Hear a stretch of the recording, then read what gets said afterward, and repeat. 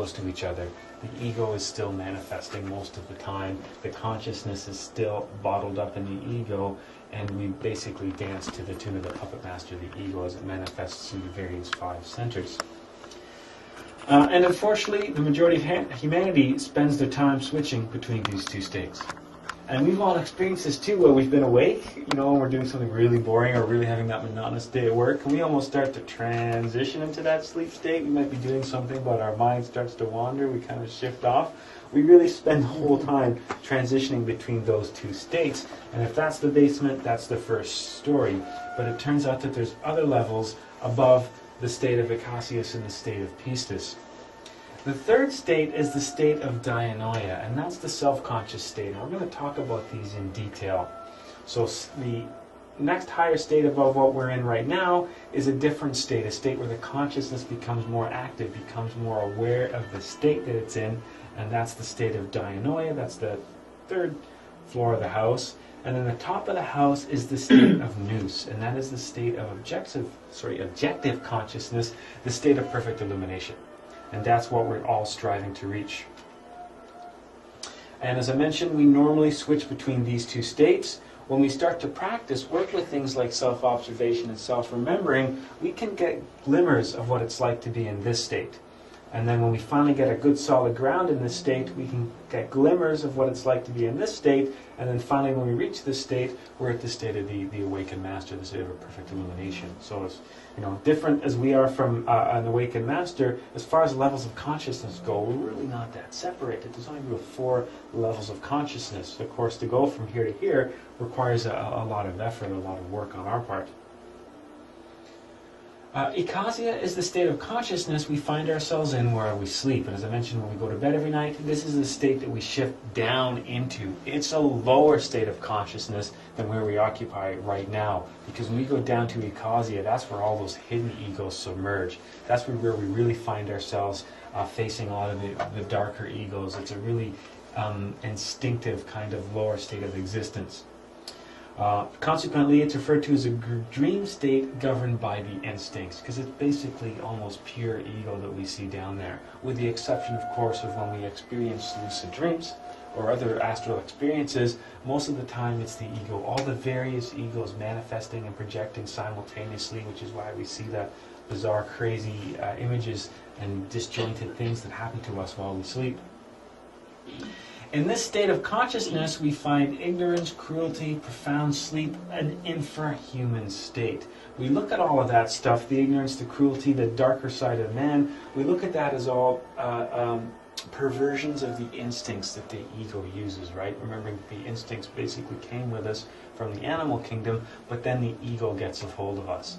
For example, lust is a perversion of the instinct to breed. Gluttony is a perversion of the instinct to feed. Violence and acts of aggression are just perversions of the instinct to defend oneself. Fear basically and phobias being perversions of the instinct to, fight or flight, that kind of thing. Be afraid of the big scary things with the sharp teeth that could come after us and eat us. In the lower state of consciousness that we find ourselves in Ikasia, that's referred to as an infrahuman state. It's a state that is, as far as levels go, it's the bottom of the barrel, it's the bottom rung of the ladder, and that's the state we find ourselves in while we sleep.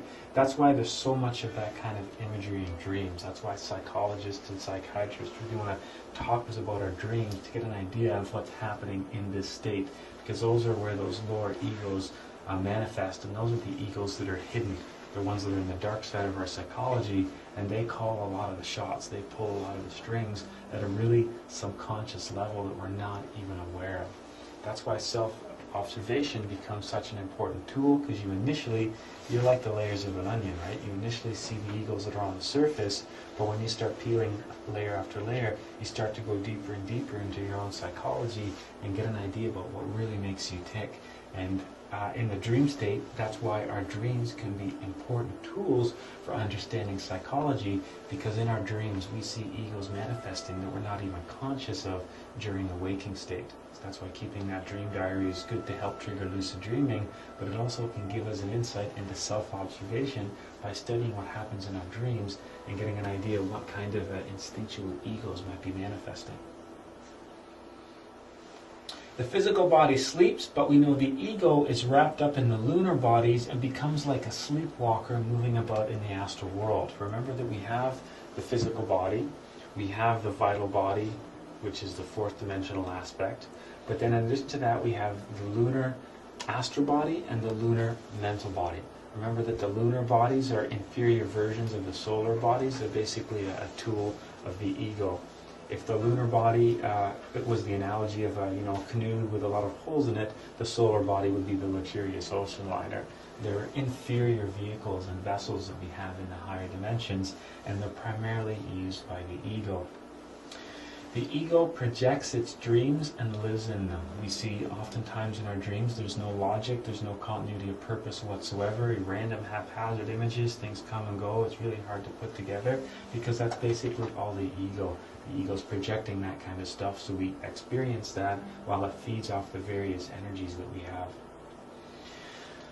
From this state, we remember vague subjective images, incoherent scenes appearing and disappearing upon waking. That's a good portion of our dreams fall into that category. They're not, linear. We can't really say this is how they started and this is how they progressed like a movie. It's just like a crazy movie with different scenes. Imagine you took, 20 Hollywood movies and randomly cut them all together. The characters keep changing, the scenes keep changing, the events keep changing. That's kind of the way our dreams go, because you've got all these egos that are trying to project different scenes of different movies at the same time in order to sustain themselves on the energies that are associated with the five centers. The next state we look at from Akasia, this is the state of pistis, and this is the so-called waking state. This is the vigil state. But that's a really curious term to use, and we know the reason why that's in quotations is because that's misleading. We find our consciousness asleep during the day as well. And that's one of the strangest things to be human. We think that we're awake, yet we're firmly asleep. And that's one of the strangest things.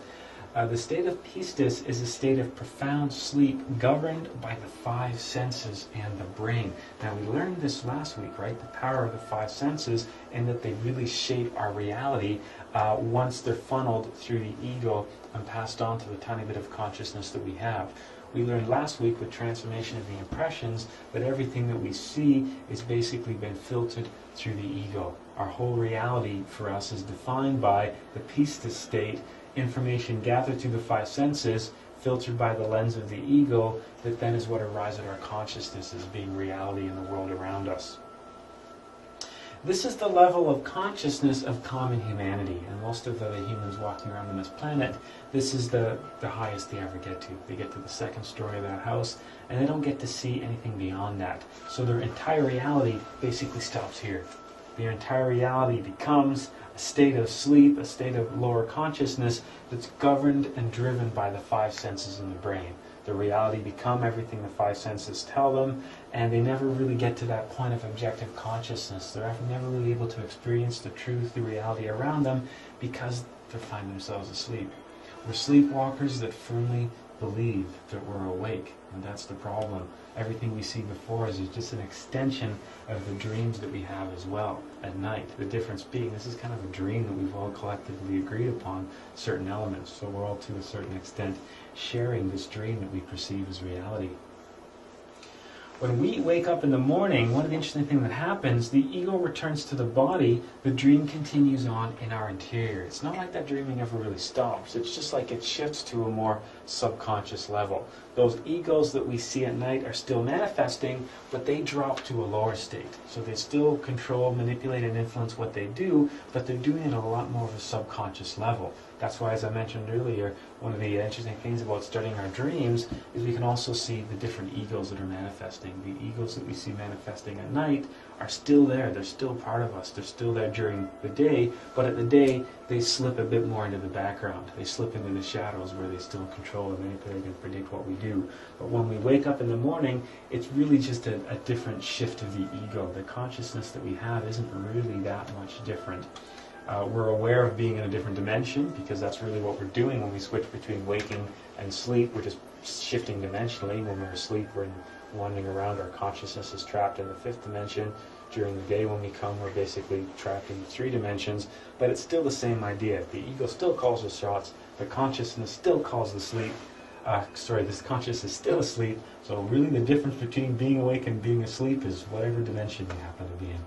And those things are so subtle. That's why we talk about, pulling the finger, the discernment technique, trying to question where we are, to catch ourselves where we are dimensionally, because the consciousness is asleep in both places. That's why it's so hard for us to realize when we're dreaming that we're dreaming, because as far as the consciousness is concerned, there's not really much of a difference between those two states. We live in a world of dreams and firmly believe that we're awake. We have to comprehend we are asleep. Only when one is aware that they are asleep can they enter onto the path of awakening. Now, this is a really interesting statement. How do you know the difference between being awake and being asleep? Because this morning you had a shift of consciousness where you realized that you were suddenly awake, you were no longer dreaming. There was a shift there. And you could take those experiences, those memories that you have as dreams, you could go, wow, that was a crazy dream. And you can recognize that that wasn't real. You can recognize you have now shifted into a different state and are now, dealing with a different set of dimensions. Something really interesting happens when we start practicing on the path. Sometimes we can get glimmers of the next state of consciousness, and that makes this feel like the dream. When we kind of poke our head above the clouds into the next story of the house, we can look back at this right here and we can go, wait a sec, I've now experienced what it was like to be awake. I can see that I was dreaming. I can see it was just a different level of dreaming. And that's something that we have to really strive for, and that's something that comes with self-observation, is the realization, a sudden shift in consciousness where we can realize that this right now is a dream, and it suddenly feels like we're awake. And returning back here feels like falling back asleep, feels like we're falling back into the dream, and we have something to measure it against. We firmly feel that we're awake because this is all that we know. We know two states. We know a coin with two sides, either heads or tails, and we can look at one and say, I'm in tails, therefore the other side is heads, and we can separate those two states of consciousness. Now, when you throw an experience of a third one into the mix, then you change things. Then you realize there's something more to life. There's something more to all of this stuff. That's why one of the big things on this path, we call it a conscious shock, something that makes you just realize that, there's something different. There's something that's not right. There's something that I really have to work towards. Part of the conscious shock on this path comes from understanding that this right now is just another state of sleep. This right now is just another state of dream. It's a different state of dreaming where we collectively have agreed upon many parts of the dream, but it's still a conscious state. Okay, it's still a state occupied with a lower level of consciousness. It's still a state dominated by the ego. And it's not until we experience another state that we can realize that. And I can spend the next hour talking about that, and that doesn't mean anything until you too can stick your head above the clouds, even if it's just for a few minutes during a meditation, and go, wait a second. This is a different something. This is a different level, and what I just left feels like waking up, and when you return, it feels like going back to sleep. This state of consciousness is the world of belief and opinion. This is what we find in our society. This is the manifestation of living in most of humanity living trapped in this state of consciousness. It's the state of belief and opinion, the state of prejudice, the state of theories, the state of fantasies, in which there does not exist any type of direct perception of the truth. We don't know any better because we don't know what it's like to be outside of that. We're asleep, yet we firmly believe we're awake, so we have all these beliefs, opinions, and theories, and fantasies, and we don't really have any direct perception of the truth. We've all collectively agreed upon this illusion. We're all working to sustain this illusion together. We really don't know what exists outside of this. And that's why one of the big things on this path is before we can really enter on the path of awakening, before we can have some of these life-transforming moments that really convince us that we have to work hard and have to strive for something else, before we get to that state, this is where we are. And for many people, concepts like astral projection, other dimensions, it perhaps becomes a theory, it perhaps becomes something they believe, it might be an opinion that they have, but it's not something based on a direct perception of that being a reality. And that's why we have to strive for ourselves. Don't listen to what I say, don't read it in books. We have to experience this for ourselves, because when we experience it for ourselves, it's life transforming. It's a conscious shock. It's like a slap upside the head of the consciousness that makes you go, wait a minute, everything that I thought I do was wrong. And I have to work to change this, and I have to work to make this better, because I can see how good it could be. I can see how beneficial this could be if I work. One of the hardest things on the path is not having not having any real experiences. That's the most difficult aspect, because for a lot of the stuff that we talk about, you might accept it and want to believe it. You might, have an opinion of your own or see it as an opinion of mine. You might have your own prejudices on what you think might be possible, and it really becomes just a theory. Perhaps you fantasize about, oh, wouldn't that be nice to do this or experience that? But in the end, you have to experience it for yourself, because it's not until you experience it for yourself that you begin the path of awakening. Not until your eyes have been opened, and they can only open sometimes for a short period of time and then they're closed again, but at least at one point they were open and you're able to perceive the true reality, and then you strive to get that state again, to get that back to that level, to that point. And that brings us to what is it our eyes are opening to in that experience, what our eyes are opening to when we're in the state right now. If we entered a deep meditation or a practice right now and we had an experience, what our eyes might be opening to is the state of dianoia. And this is the state in which we become self-conscious. This is the state where our consciousness begins to activate. Before reaching this third state, one doesn't really know themselves, even though one may believe that they know themselves. Self-observation allows us to chip away a little bit at who we are. Remember that whole concept of nosce ipsum, know thyself? That doesn't really happen until we get to this level. Because at this level we have the ability to create a separation between that, everything, that right there that I thought I was, that is ego. I am something different. What is active right now is something entirely different, and you're able to look at the ego, and that's why we call this a self-conscious state. It's a different level of awareness of who we really are. And that's what we mean by until you get a glimpse of this point, you don't really know the full, you don't really know the full package of what the ego is. You think about it, you might have spotted a few egos here and there. You hum and you haw, you wonder, how much, really is going on with the ego, and how much of this can I really experience, and I'm not really sure. You might be aware of some egos manifesting when you're really angry, you're really upset. But when you're having a good time and everything's okay, you kind of forget about the whole ego consciousness thing because it doesn't bother you that much. And you kind of slip into that lower state again. Before reaching this third state, we really don't know who we are. We may believe that we know who we are. There's that concept of belief again. We have opinions and that kind of stuff. Some maybe experiences or observations to back it up, but nothing really concrete. This state of consciousness produces an intelligent revision of beliefs. This allows us to experience firsthand some of these types of things that we're talking about. And with these experiences comes what I mentioned earlier, is that slap upside the head, the whole kind of tweak to a different reality where we can really compare. It's all about a vantage point. We know we were sleeping this morning because we have the vantage point of being awake, and we can say this is different from that. When we go to another level, it's now a different vantage point. We've zoomed back out, we're able to see more of the complete picture. While we're inside ourselves at a lower level, we really can't see a lot of the egos.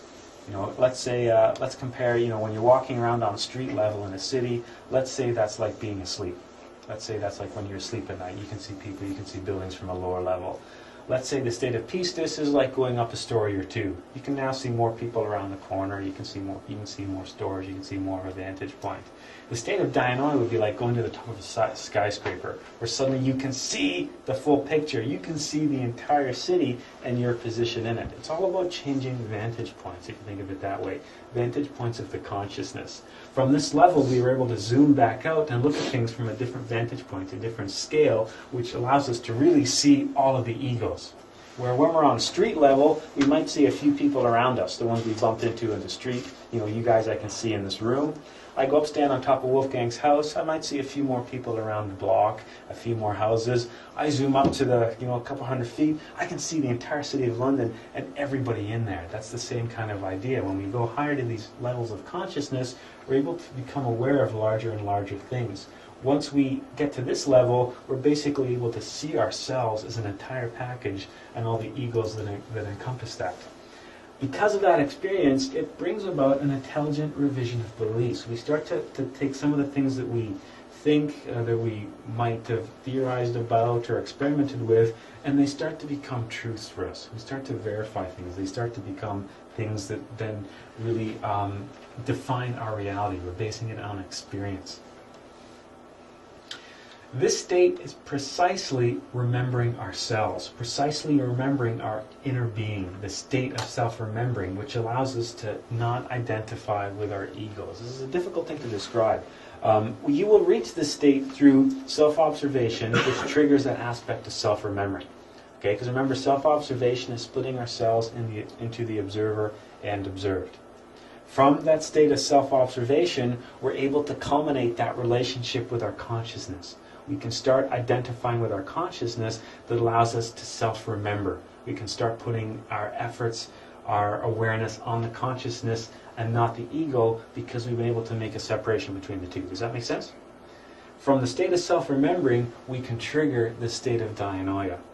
Let me try to describe this to the best that I can. And the first time this happened to me, I was at my desk typing at work, doing some mundane, boring data entry stuff. And I was chosen that moment to self-observe. And because I was self-observing, I was directing, or trying to direct a lot of attention onto my consciousness, saying, okay, I'm watching myself, what am I doing while I'm sitting here typing, and I'm thinking about this, and this thought just came in, just like I'd been doing many times before, just regular old self-observation. And because I've been getting good at self-observation, I was able to put a lot more strength to my consciousness. So my consciousness started active, and rather than blaming the ego, I was able to relate more to the consciousness, the observer, rather than the observed.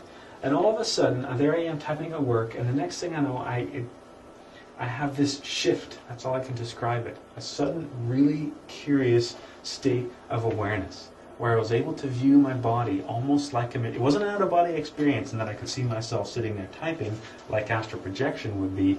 It was a different state of consciousness where it was almost like my body didn't belong to me. It was like it was like a machine.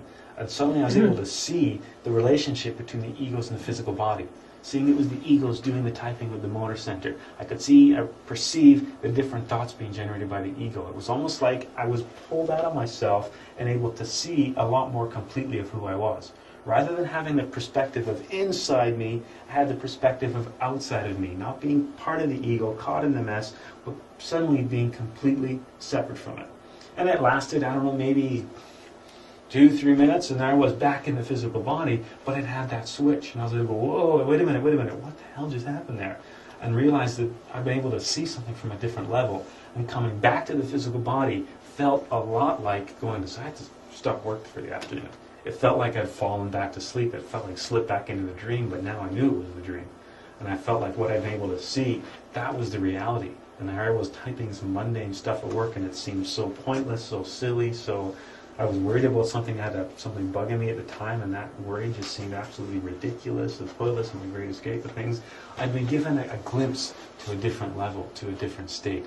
It wasn't like I said, it wasn't a very long time. I couldn't even time it, but it wasn't very long. It wasn't like hours. It was maybe a few minutes of realization of the everything that I thought I wasn't quite what it appeared to be. That there was something else. There was a different level to things. There was a different level of awareness. That self-observation was one part that led to self-remembering, and that triggered something completely different, another state altogether. We have to acquire this state of consciousness before we can move to the fourth state, the state of perfect illumination. Okay, so you can't jump from the state of pistis to the state of nous. You can't get to the fourth story of a house without going through the third story somehow, right? These are all connected that way.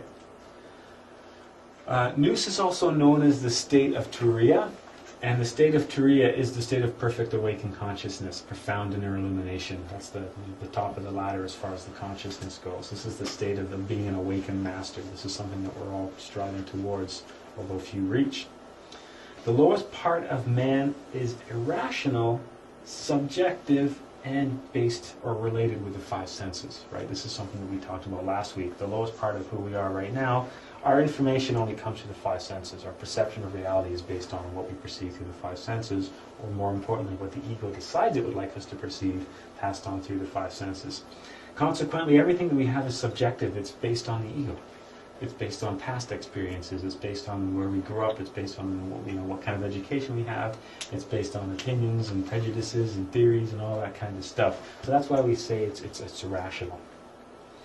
The highest part of man, the highest part of consciousness, is the world of intuition and objective spiritual consciousness. Not seeing things as we want them and how we perceive them to be, but seeing things as how they actually are, objective, being able to participate directly. Intuition, of course, we've talked about that before. Intuition is the information that comes to us from the higher dimensions. It's basically information that reaches us other than through the five senses. And consequently, intuition bypasses the ego. Now, the ego can override it, and many of us might get an intuitive hunch that the ego can easily override by questioning and reason and logic and that kind of stuff. But the highest aspects of ourselves, if we were able to awaken consciousness, the information that would stream to us about reality, it would be something we could touch, it would be something we could taste, it would be something we could smell, it would be something that we just simply knew. The reality that would come to us would be of an intuitional nature. We would just perceive the world and reality intuitively. It wouldn't be things we necessarily see or hear, it would be things that we just know. This you could think of, the lower part of man is based on reason and logic. It's based on the ego and how the ego uses the intellectual center and emotional center and that kind of thing. The higher man doesn't use the ego to perceive his or her reality, doesn't use the five senses, which we talked about last week, are limited to perceive his or her reality. They use the intuition. They're able to communicate with a higher self at a much greater level and use that to define their world and reality around them. That's why we can't ever be told the truth. That's why the truth is something that we have to have experienced, because we have to have a mechanism in place in order to perceive it in the first place. The state of Turiya is most sublime and is only reached by those that work in alchemy, because in the end we need the solar bodies. We need the solar bodies to awaken on those different dimensions, because it's through awakening with those different dimensions that we can actually incarnate the things that we need in order to reach this level. While we're fully ego, we're never going to reach this. We have to eliminate the ego and work on the solar bodies, and that brings with it the different states of consciousness. Now we'll talk more about alchemy in later classes, and we'll talk more about the different types of bodies that can exist and the different dimensions that we can exist in. But in the end, while we have all this ego manifesting, we're never going to be able to reach this. You could think of these like Ikasia, Pistis, Dianoia, and Nous as the strength of the consciousness. We have to work to develop that consciousness. If we don't eliminate the ego, then the consciousness is only going to be able to be so strong. The analogy that we always use is we're about, your average person is about 97% ego, 3% consciousness. And the highest state they can ever reach is the Pistis state. As we start activating that consciousness, we're going to get glimmers of that state of Dianoia, and eventually when the consciousness gets strong enough, we can exist permanently at that state of Dianoia. And then we can grow that even further to then exist at the state of Nous. It's all to do with developing the consciousness.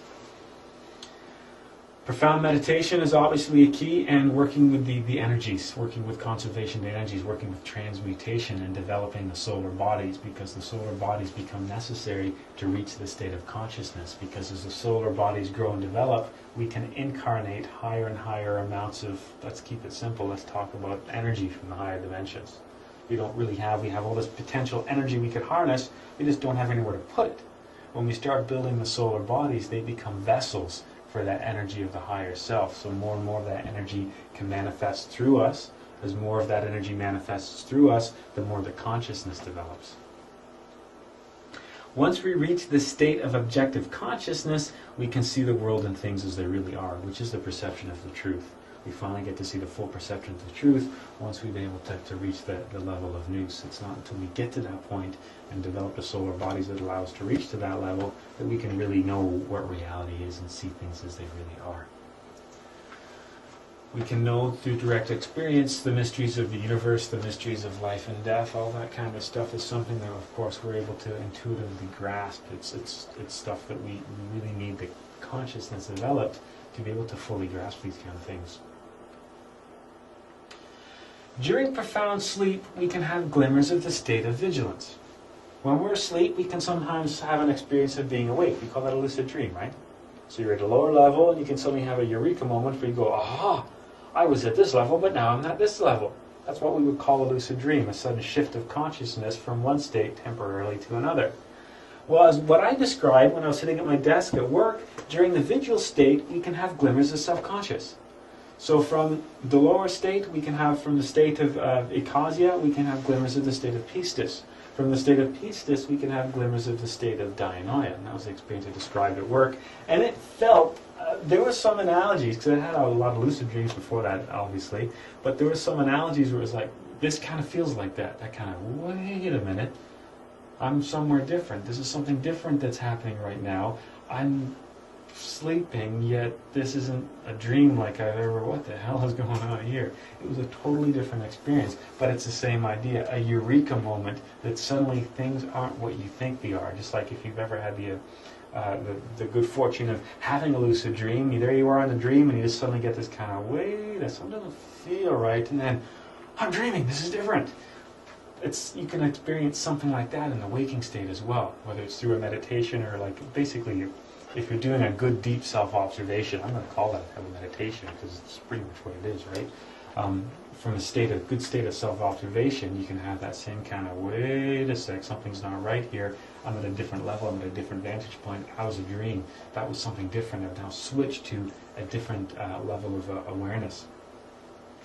And during the state of dianoia, during that self-conscious state, you can have glimmers into the state of nous. From one story of the house, you can always peek up into the next story temporarily to see what's going on, and then work towards permanent living on that particular floor, if you want to think of it that way. So that's the interesting thing about each of these different levels that we have, is we can always, if we work, get a peek into what's higher. And once we've had that peek, then it allows us to discern the difference between the lower states, work towards developing that particular level, and once that level is fully developed, then we can get a peek in the next highest level as well. Then from the different types of consciousness, the 4 levels of consciousness, we're going to look at the different types of humanity. I use man, but I mean humanity, man, woman, child, whatever, the different types of people, persons. There are 2 types of people that exist on this planet. The first is called the mechanical humanity, and the other is called the conscious humanity. And of these 2 types, you can break them down into 7 levels. So we've got 2 types, 2 groups, the mechanical and the conscious, and then across those 2 types, there's a total of 7, across those 2 groups, mechanical and conscious, there's a total of 7 different types. There's the instinctive or the mechanical person, there's the emotional person, and there's the intellectual person. We've talked about those before, right? Because those are the 3 brains. We said most people are either the thinkers, the feelers, or the doers. Okay, so we've talked about those people before. Now this group of 3, do you think they represent the conscious humanity or the mechanical humanity? Mechanical.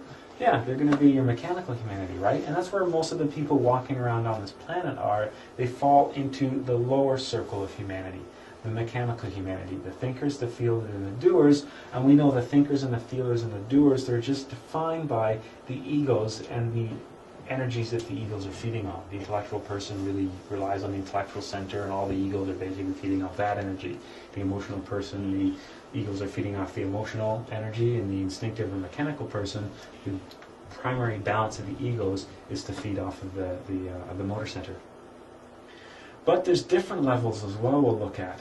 After this group of 3, we see the balanced humanity, or the balanced man or woman, the astral, the mental, and then the 7th level is the causal man, the causal human. Okay, so there's, of your 2 circles, you've got mechanical and conscious, you've then subdivided into 7 different types.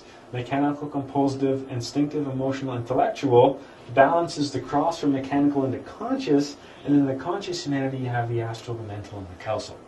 Okay, so most of humanity are going to be one of these 3 right here, but we're going to strive to transfer from whatever 3 we fit into developing the 4th aspect, and then going from the 4th aspect to develop the 5th, then the 6th, and then the 7th. So we're one of these 3 already. We want to become the 4th, 5th, 6th, and 7th as we transition from a lower level to a higher level. And what we'll look at now is we'll look at each one of these levels in detail. In the instinctive person, the motor and instinctive centers predominate. The emotional person lives in the world of inferior emotions, passions, and animal desires, and the intellectual man reasons all day long. All his life he bases his activities in the intellectual center. We've looked at these before, the thinkers, the feelers, and the doers. You know, the people, the stereotypes, the people that are into sports and physical fitness and working out, the people that are, you know, more of the artsy music kind of type people that like watching movies and television and reading books about fantasy and science fiction and romance and drama and all that kind of stuff. And the intellectual man, there's the theorizers, the worriers, the rationalizers, the planners, all that kind of stuff. Remembering once again that it's not any one of these is better than the other. It's not better to be intellectual than emotional or vice versa. It's just that's the balance of egos that we have. Most of humanity is composed of those three types. So the majority of people you see walking around this planet will fit into one of those three categories. Together, now this is interesting, together these three types are known as the circle of confused tongues. They represent the Tower of Babel that was described in the Bible. Okay, the three types, the intellectual, emotional, and motor, they form the circle of confused tongues. These three types cannot understand or relate to each other, which causes many problems and is the source of much suffering in the world. And this is a cause of a lot of friction in relationships as well. And there was, I work at a technology-based school, so it's no surprise that the majority of people that I work with were all intellectuals.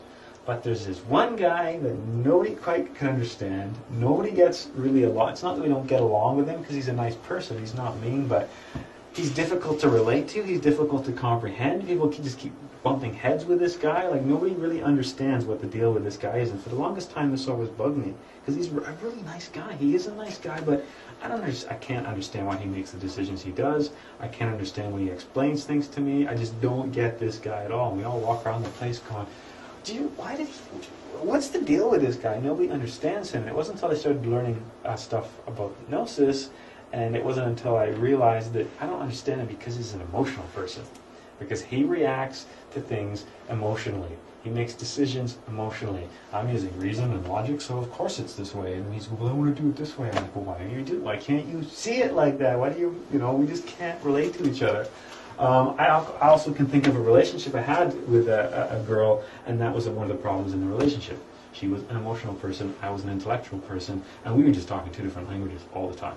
And we just couldn't relate, we just couldn't properly relate to each other. It was so difficult to see things from each other's point of view. What was I going to say after that? Sorry.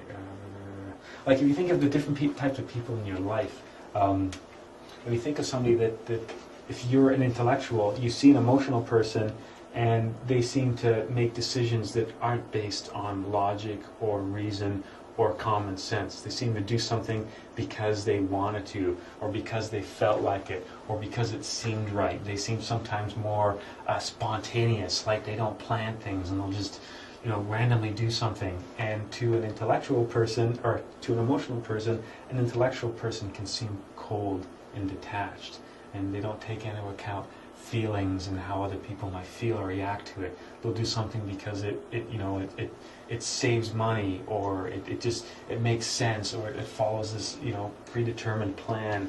Intellectual people, usually to an emotional or a motor person, don't seem very spontaneous. Everything has to be planned out and accounted for, and there's too many what ifs and what might happen, and they seem very reserved. I mean, you can probably relate to that yourself once you find out what one of the three brains you belong to, and you start looking at your best friends. We generally surround ourselves with people that we can relate to, so it's not unusual that our significant other and our friends might fall into the same category, but we can't dictate who our family is, and we can't dictate who our co-workers are. And sometimes we see that there are people in our family or our co-workers that we have a hard time. It's not that we fight with them, it's just we just really don't seem to. You can't understand why they do certain things. A lot of the people I work with, I know what they'll do. A lot of my friends, I'll know in a given situation how they'll react. Well, this will happen, he's probably going to do this. Emotional people or motor people, I don't know what they do, why they do. It doesn't make any sense to me. It makes what I perceive as very strange decisions. And that's where we get the Tower of Babel, where everybody talks a different language. The different language was the language of the ego, the intellectual versus emotional versus motor.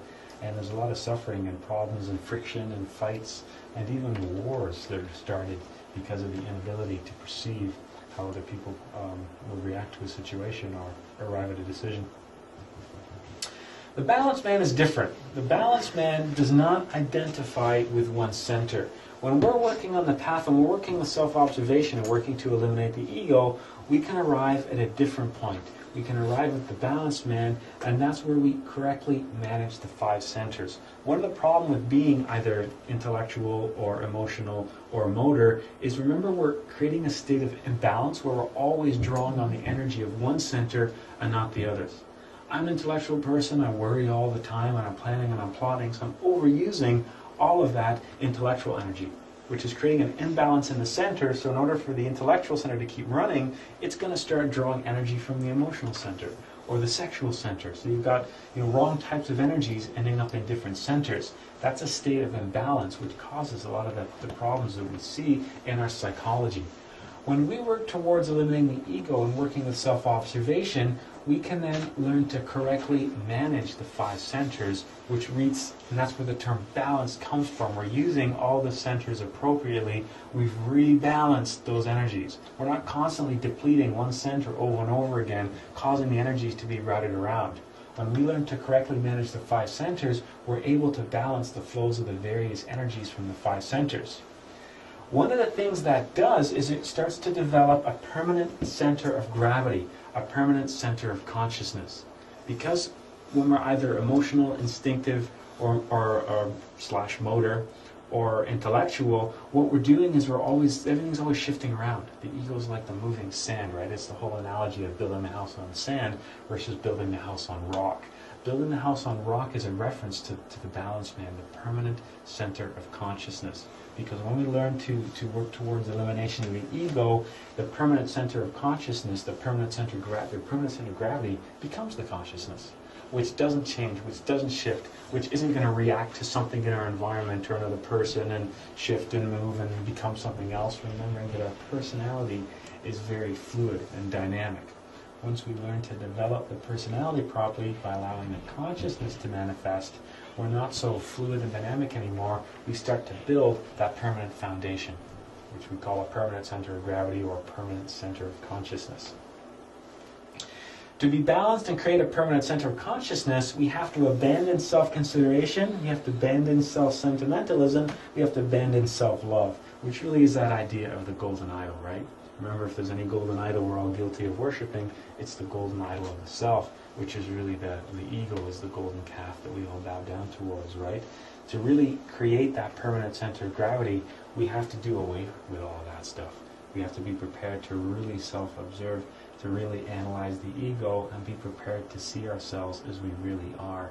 As the consciousness becomes stronger and stronger, we gain more ability to do that. To create that permanent center of consciousness, we have to give away that me-first attitude, the self-consideration, self-sentimentalism, and self-love. We have to learn to put those things aside and be able to perceive things with the consciousness, because self-consideration, self-sentimentalism, and self-love, that's all the ego, right?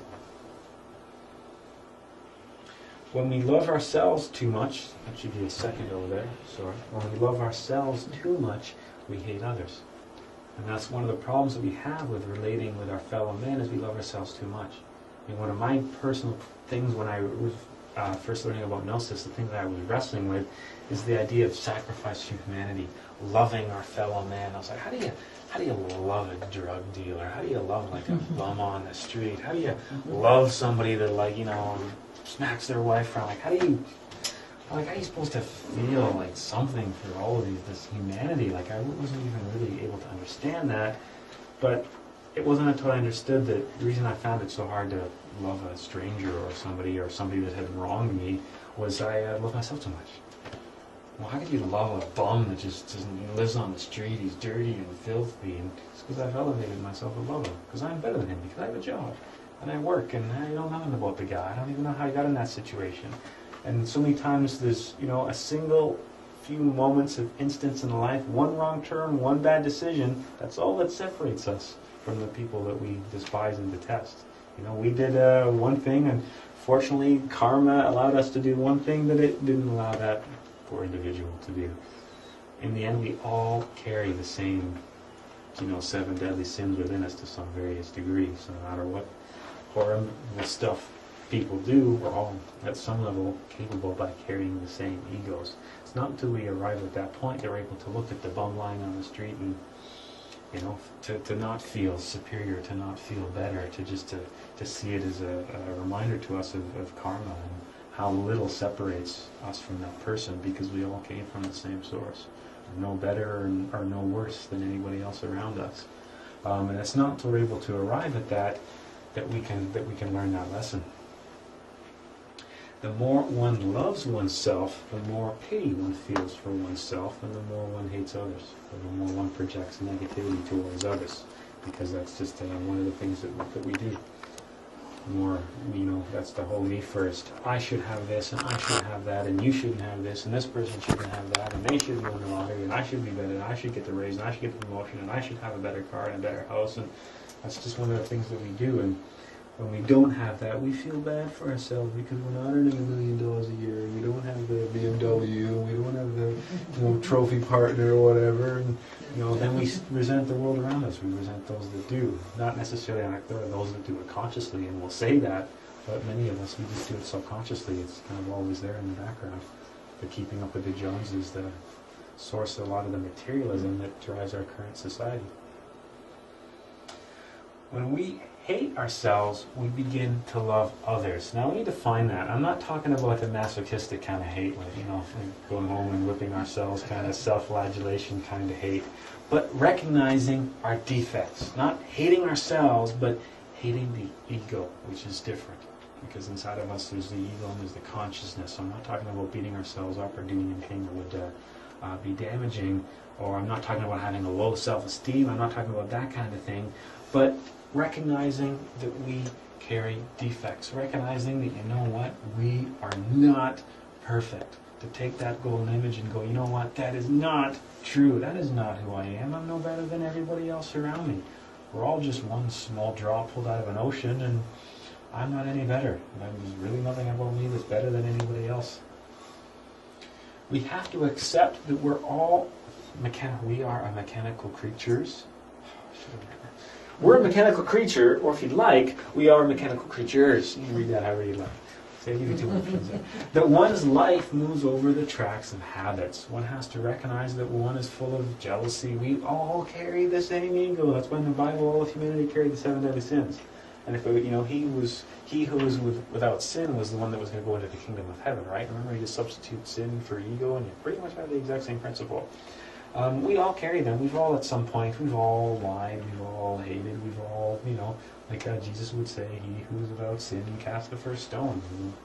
We're all guilty. We're all full of these things. We have to recognize that, though, and stop building that false idol and trying to hide and rationalize and cover up. Well, you know, sometimes I've been angry, but it was because somebody did. You know, we always have that rationalization that allows us to do that.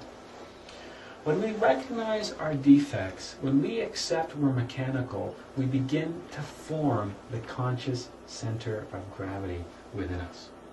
When we start to really, through this, of course, comes through self-observation. You know, you're so sick of hearing self-observation. It's self-observation allows us to see the ego, which allows us to accept that, okay, the ego does exist, and that I am not perfect, and I'm just as guilty as anybody else for, you know, being negative and you know, inflicting pain or suffering on other people for no reason, or whatever you want to discover within yourself, however that works for you. When we recognize that within us, then we start to see that, you know what, my life is just reactions. I just react to people around me. My emotions are reactions to situations. My fears are reactions to situations. Everything's just a reaction to a situation. When you begin to reach to that knowledge, not because somebody told you, not because you read it somewhere, because you've seen it in yourself, then you begin to form that conscious center of gravity. Then you begin to arrive at the point where you can start to cultivate that position of balance. From this state, we can build our solar bodies and become astral, mental, and then causal people. It's from this level that we really begin the work. We have to get through the stage of the first 3 levels and arrive at the 4th level, that of the balanced man, before we can really start to work on the path.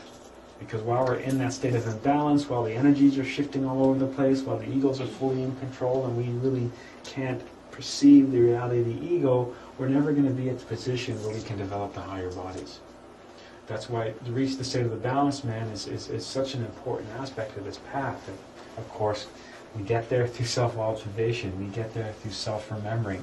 We get there from really analyzing our own psychology, discovering the manifestation of the ego within us. The more we discover about the ego, the more we learn about the ego, the more time we spend with the consciousness. And so the next thing you know, we've got to know our consciousness, and it sounds silly, but once you get to know your consciousness, that's when you're becoming that point of balance, because you're relying more on the consciousness and less on the ego. The ego is always shifting and moving, but the consciousness is the permanent, immortal, basically it never changes, it never isn't born, isn't die, it's always there. Which then, from the balanced person, the next level that we go to is the level of the astral man. The astral man lives in the astral world absolutely conscious. Okay, so it allows us to use the astral dimension consciously. And how is it we've done that? Because we possess the solar astral body. When we possess the solar astral body, we can basically have conscious immortality in the astral dimension. Right now we have the lunar body. It's not a permanent vehicle. When we start developing with transmutation of the energies, we then can build the solar astral body. And with it, we can use it just like we can use the physical body. We can do all the crazy stuff we've talked about, visit other planets, stay in touch with the conscious circle of the soul humanity that operates over the superior centers of the being. We become immortal in the astral dimension. So if we pass on in the physical body, we're continuing to work at the level of the astral. We don't have to return back to the physical anymore. We use the astral body just like we use the physical body. After the astral body, we'll talk more about these later on in detail, and we'll talk more about developing the solar bodies and alchemy in detail later as well. But after the astral, once we develop the solar astral body, we then go on to develop the solar mental body. So we're climbing these rungs of the ladder by developing the different bodies. Right now we're at the bottom because we're either the emotional person, the instinctive motor person, or the intellectual person. The next rung of the ladder is the balanced person. The rung after that is to develop the solar bodies, the astral solar body, and then the next step, climbing up higher, is the solar mental body. And the person who's developed a solar mental body, that's why they're called the mental man. We're talking about the mental dimension. Remember, the mental dimension is the other aspect of the fifth dimension. Remember, the fifth dimension has two halves. You've got the astral and you've got the mental. And this will be associated with, of course, the intellectual center. You sitting in that chair right now, you have a lunar mental body. That's where your thoughts come from. When you go in your mind and you think, you're working in the mental dimension. This is something that's, you're quite good at, you're quite comfortable with. The only problem being, it's a lunar body. Through alchemy and transmutation, we want to turn that into the permanent mental body, the legitimate solar body. And it's said that those who develop the mental body, those who work on that solar body, is able to capture the entire wisdom of nature. So, of course, a different shift of consciousness coming with that as well. The next level yet is the Council Man, climbing even higher, creates a council body and transforms himself into a solar man and a true man. And this is interesting because after we develop the council body, we're actually able to incarnate the soul. For the lack of terms, the council body is the soul. Right now, within us, we carry a fraction of the soul, the essence. When we get rid of what we call the four bodies of sin, you've got the physical body, you've got the vital body,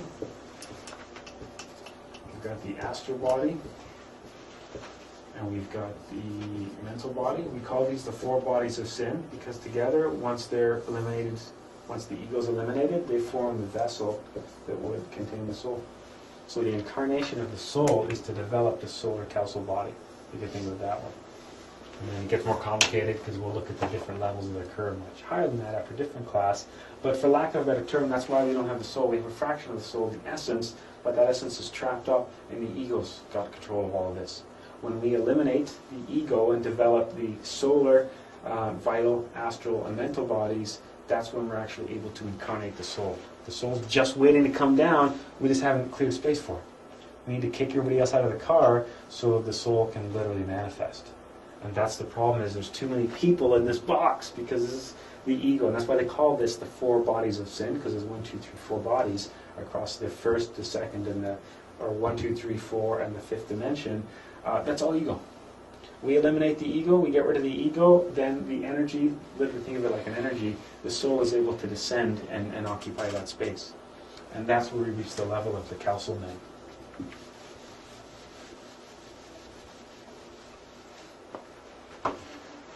That's kind of a weird thing. We don't really have to do anything to kind of get the soul that comes of its own. All we have to do is clear a spot for it. Fortunately, that's the hard part, because you have to eliminate the ego and then develop the solar bodies. It's said that the soul can't come in because the lunar bodies can't contain the energy. It's like you're literally trying to put something big into a small container, or imagine you're trying to fill a giant vessel full of water. You're trying to fill a swimming pool full of water, but it's all cracked and old and rusted, and you put the water in, it would just explode. And it's said that if the soul tried to manifest in the physical body right now, that we'd literally die. We wouldn't be able to sustain the energy, the vibration, the shock.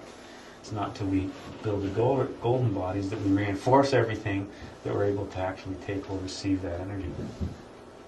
So I guess the best way to defeat your enemy is to know your enemy. And the enemy being the different egos that are 7, right? The 7 deadly sins. Yeah, that's the way Christianity depicted it, but we have to think of the 7 deadly sins as being like the 7 generals in the army, each with a legion. So, for Gnostics, then, the enemy can be equated to 7 deadly sins, in addition to other egos. Well, we look. Those are the 7. We kind of. I don't know if I've done this with you guys before. Tree. Did a tree? Yeah, did I talk about the tree? The tree. Yeah, remember the tree? It's gonna look like a hand. It's not laughing at the tree. You're laughing at the tree. No, 1, 2, 3, 4, 5, 6, 7. It's That's the tree. We've got the 7 main roots that hold it in, but the roots all have like offshoots of the roots and that come off, and they have all kinds of little roots on them. Those are all the various egos. So we look at this, like we looked at, say, let's say we looked at anger, representing one of the 7 deadly sins. Part of that would be hate and racism and bigotry, and all that would belong to all these kind of sub-roots, if you look at it that way. So a tree has 7 main roots that form the foundation, but each of those roots has all various offshoots. Look at it that way.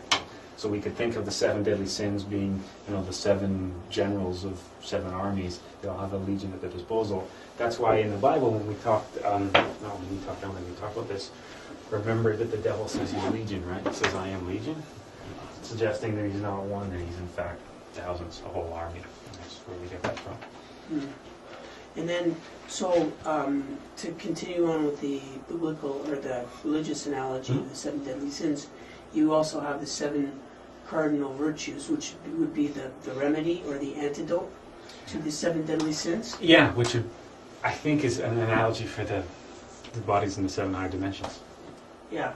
So patience is the antidote to anger or wrath. According to the, if you look at the difference. So through cultivation of patience, you would destroy wrath, one of the generals, eliminating anger, and eliminate anger, and then be on your way towards liberating yourself. And those 7 virtues are they're like the 7 aspects of the consciousness, you could say, versus the 7 dark aspects of the ego. Where the ego would be react with anger, the consciousness wouldn't react at all, which would be like patience. Yeah, that's what yesterday, my daughter, 7-year-old daughter, and my wife got into a big blowout. And so I talked to my daughter, and based on the course, I told her, I said, you have a monster inside. It's the monster of anger. And the way you want to destroy it is to stop feeding it. So I told her, every time you get angry, you're feeding that monster that's inside of you. And kids, they relate to monsters, right? I was just thinking in my own mind before we told me a monster something when I was 7. I would have reacted to that. So she was listening to me really carefully. And she said, "Okay, all right, I'll try to do that." And so it dawned on me that we feed these monsters. Oh, yeah. And then, but if you stop feeding it, then shrink in size until it becomes so small. Yeah, and you instead, you know, think of anger and patience. If you have the patience, you're resisting the anger, which means you're not feeding the anger, you're feeding the consciousness, which means the consciousness grows, and not the ego. So that's what we mean by true man, is the ability to incarnate the soul. We need to elevate ourselves little by little from grade to grade, so climbing that ladder, to pass from the mechanical center of gravity to the conscious center of gravity. Something only attainable through the third force, which is the work that we're trying to do. Okay, the work of working with the birth, the death, and the sacrifice. It doesn't have to necessarily be Gnostic. Birth, death, sacrifice showed up in something else. It doesn't really matter. It's just a label at that point. We're only going to get there by working through those third factors. And it's not a case of we go to bed one night, we wake up and we're at some different level. It's a work. It's passing from one level to another as we grow and develop along the way. Just like to pass from, you know, baby to child to teen to adult. That was a process we moved through. It just didn't automatically happen. We think of this the same way. It's a process that we move through that in the end has these distinct levels, but the transition from one level to another isn't distinct. It's like a continuous process as we shift our consciousness from one level, slowly moving it towards another level. And that's some cases we might have been trying to do that from lifetime to lifetime. Any questions about that? Okay. We'll continue. Okay, so with the one analogy of to hate the ego, now I was under the impression that there would be, like, let's say, for example, one starts to manifest an ego, I don't know, laziness. Okay. And then they get angry, psychologically, they get angry at themselves because they're manifesting the ego. No, if you're not careful, you're manifesting that, anger. Yeah, that would just be another manifestation. That's why I put like that whole hate in quotation marks, because it's not really that. I guess I could have said by not being so complacent and accepting of the ego. You know, we learn to love others when we're not so complacent and accepting of our own defects and shortcomings and negative aspects. But yeah, if you're not careful, and that is one of the dangers of this path. And I've heard and I've read people on the internet that have had negative experiences in various forms of Gnosticism, and some people totally overdo it and they hate themselves. They end up with a low self-esteem and end up really depressed. And that's a risk. That's why you really have to be careful, because it's so easy for the ego to just say, to substitute one for another. Say, well, I'm feeling really lazy right now. I'm pissed off that I sat down and did nothing all day. You just one ego is just transitioned into another. It's so good at that. It's something. That's why you work with that self-observation. You didn't want to hear that, but that's what it is, to learn to differentiate and to recognize, as you described it. Well, if I'm not careful, if I really want to not be content and happy with my ego, if I don't want to be complacent, if I'm not careful, then I'm angry or frustrated, or there's going to be a whole other host of egos associated with not wanting to identify with the first set of egos. You know, just like if somebody's losing their temper and, you know, I don't want to get angry at them if I'm not careful. And this is something that I wrestled with. You know, I'm a man and all that kind of stuff, and I didn't want to get angry at people. It felt like I was being a wimp. You know, it's like I don't want to lose my temper at that person. I try to self-observe and not get angry, but that feels a lot like being a pushover. It feels a lot like being a wimp, and I should speak up for myself. And, you know, that person was wrong and I was so right. And if you're not careful, you go from one extreme to the other. It's able to find that left, right. It's that point of balance, the pendulum, right? The pendulum goes one side. Then it's going to go the other side, but there's a point, a very small point in between, when it is neither left nor right, and that's what we're trying to do, trying to walk that balance path. And in the East, they call that the Tao, right? The center of the circle.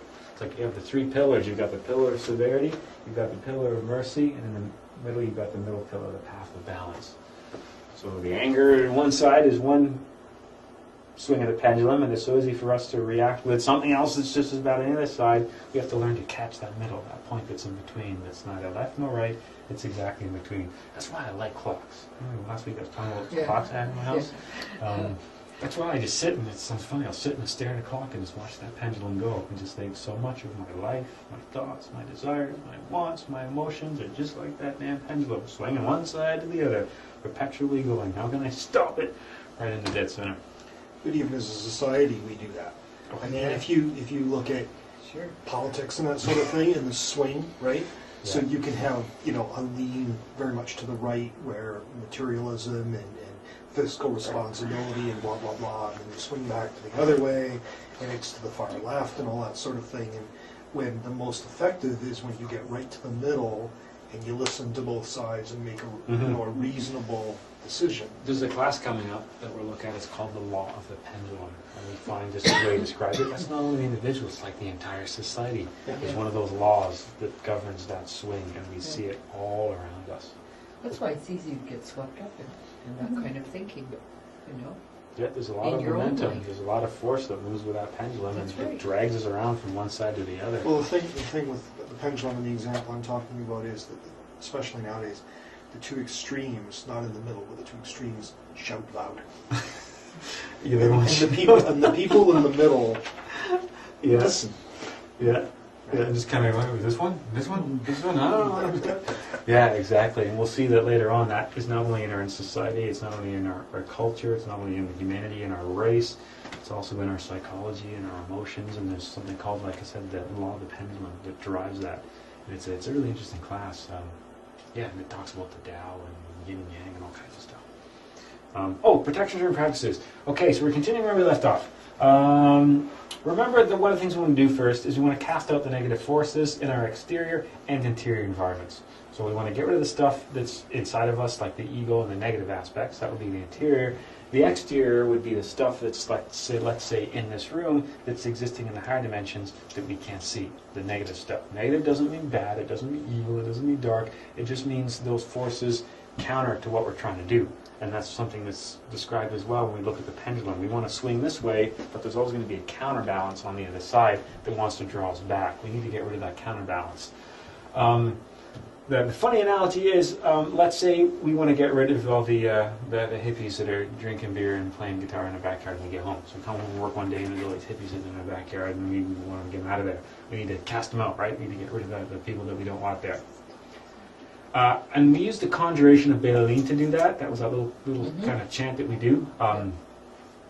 This gets more and more complicated, and there's various levels of doing this, and later on in the higher levels, when you get into phase C and beyond, you look at there's very specific forces that you can target and eliminate individually as well. This is kind of a general basic catch-all, because you're just calling in this positive influence to come chase the hippies out of your backyard. I don't know why I used hippie analogy, but it's what came to mind when I thought of people being around that I didn't want to have hippies in the backyard. Bikers. Bikers. Okay, we'll go with bikers then. So you come home and there's a bunch of bikers drinking beer in your backyard, and you don't want to look like you're the house with grow up in your neighborhood, so you want to chase them out. So you use the conjuration of Balaam to chase them out, which could be, let's pretend that you start playing, I don't know, some easy listening music, which scares the bikers away. Classical music like Classical. already downtown. There you go. Yeah, it works. Yeah. I love it. There you go. So you create the classical music that makes the bikers go away. Then you'd be better off putting up a fence around your backyard. So if you put up a fence in your backyard, then the bikers couldn't come back after you turn the classical music off. So we use the conjuration of Balaam to cleanse the environment on an interior and exterior level, and then we seal the area off to protect the negative forces from re-entering, and that was the circle, and that's what we looked at last week, forming the circle, and helium, helium, tetragrammaton, sealing the environment. Remember, we envisioned the three primary colors, red, yellow, and blue. We trace a circle around the room. If you've been in any kind of esoteric studies before, read any kind of book on esotericism or practices or spells or magic or whatever, you come across a circle, whether it's physically drawn on the floor with chalk or tracing with a feather or an incense or smudging or whatever. It's all basically the same idea. Smudging or passing a candle to the four cardinal points is a type of a circle. Even though it's not saying draw a circle, it's saying, the feather to the wind and the flame to the whatever. I mean, it's all basically the same idea. Then what you want to do is you want to invoke positive forces into the interior and exterior. So you get rid of the bikers, you put the wall up to stop them coming back, and then you invite a bunch of friends over. That's basically what you're trying to do. You get rid of the negative forces, you put up a barrier, and now you've created differentiation, which is what the circle is all about, defining space. You want to fill that space with something positive. Okay, so you want to get rid of the forces that are acting as the counterbalance to hold you back, and you want to tip the scale in your favor by invoking the positive forces, by calling down the things that will help us, by directing or putting up a beacon, an SOS, a distress signal, so they don't, not the term distress, something like that, not as a distress signal, but a beacon, just a beacon to the forces in the higher dimensions that want to help us. And to do that, we have something called the microcosmic star. I'm going to give you a handout. It looks like a really big deal, but it's really not. It's just a couple quick, simple actions. And every time everyone looks at it, they're like, oh, that looks like a lot of stuff. I'll never remember that. It's really not that big of a deal. It's just I've gotten really wordy in my description. 'Cause, you know. That's your intellectual side. Yeah, absolutely. Precisely. Just trying to explain it all. Yeah. Yeah. Explain So, it so perfectly. If you're emotional, you look at that, you're like, oh, that looks like a lot of stuff. I don't want to do all that. Well, that's, You're right, that's me. Just take one. Oh my God. See, it's not that big. Should I pass that down? Pass that down? You sound like you, I like words. Spell it all out. There you go. See, so that's me. I spelled it all out. Do I need the next one for myself? Might be helpful. No, I know this for. I don't need that because I have it written down here.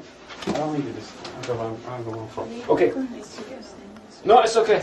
It's okay. Oh, you know this too. You don't need that one. You don't need that one. She knows this already. She doesn't need this. Okay. Yeah, you know that. Sorry. Okay, the microcosmic star. What it is it's something that we're doing as like I said, that distress signal, as that SOS, as that beacon. It's something that we're doing with the physical body. It's a combination of something we're doing physically and mentally, which is forming something in the higher dimensions, as funny as that sounds. There's an element to this we'll look at next week, but this is something like, imagine what the Catholics do, right? You see the Catholics doing this kind of stuff all the time.